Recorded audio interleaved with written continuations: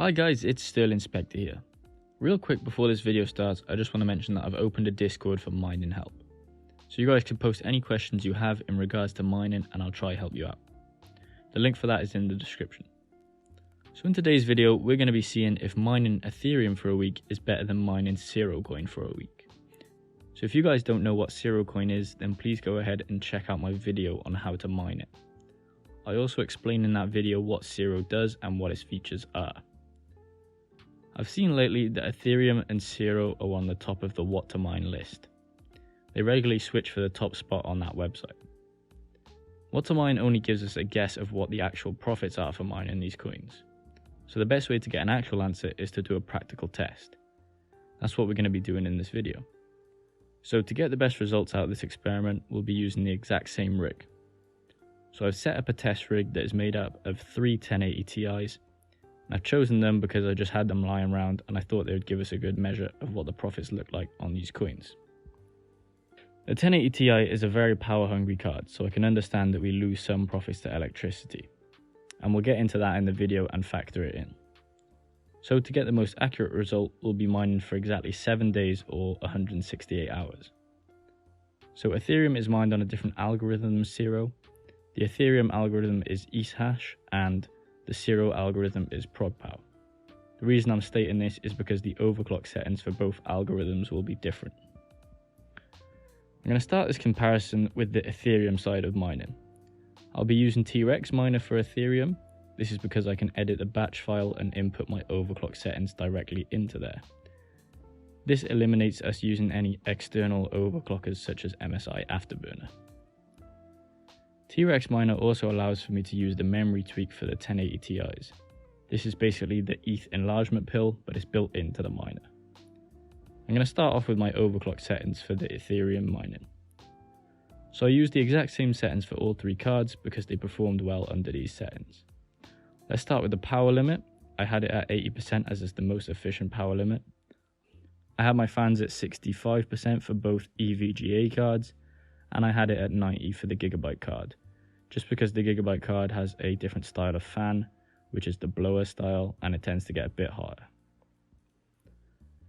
My core clock was at plus 100 and the memory clock was at minus 200 for all the cards.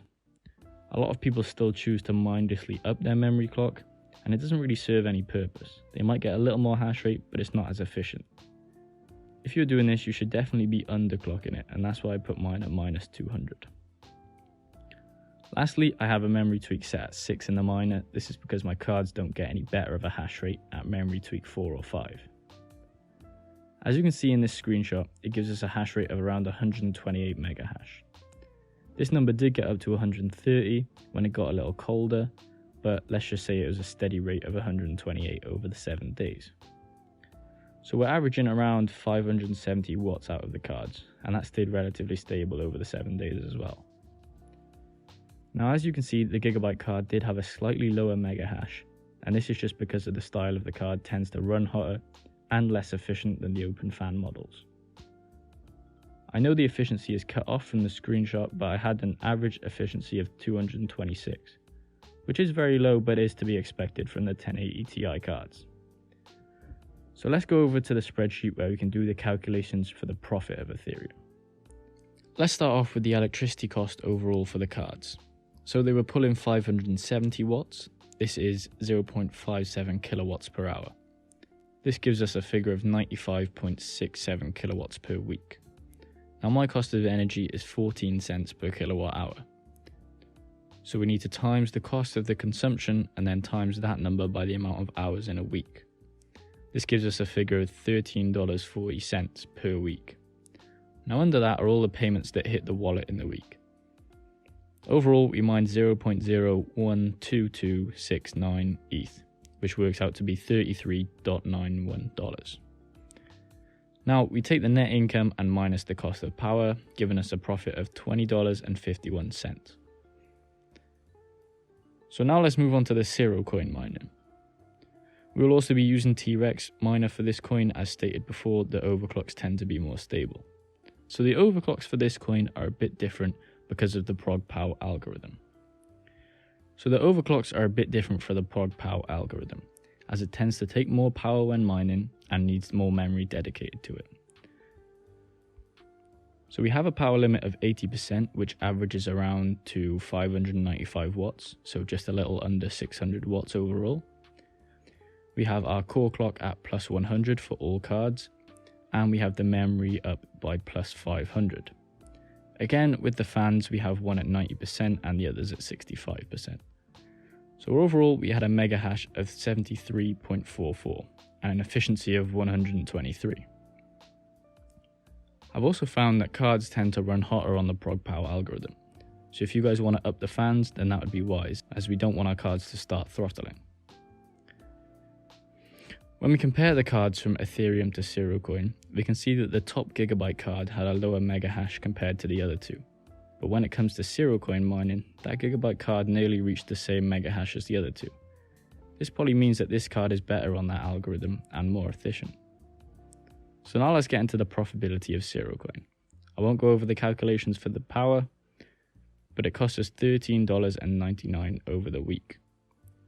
We managed to mine 256 Zerocoins, and that equaled to around $26.86. Now if we subtract the power, we get a profit of $12.87, which in comparison to Ethereum mining is around half of the profits that we mined.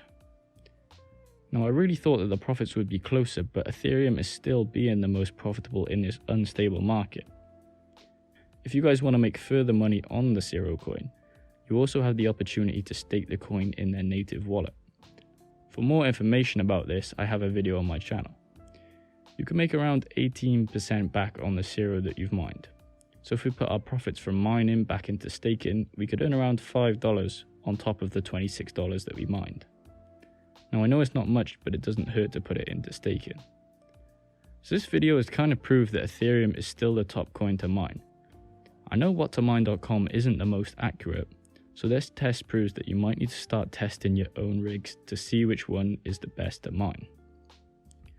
I hope you guys enjoyed this video. If you did, please leave a like and subscribe to the channel. Also, if you have any thoughts on the video, please leave a comment below.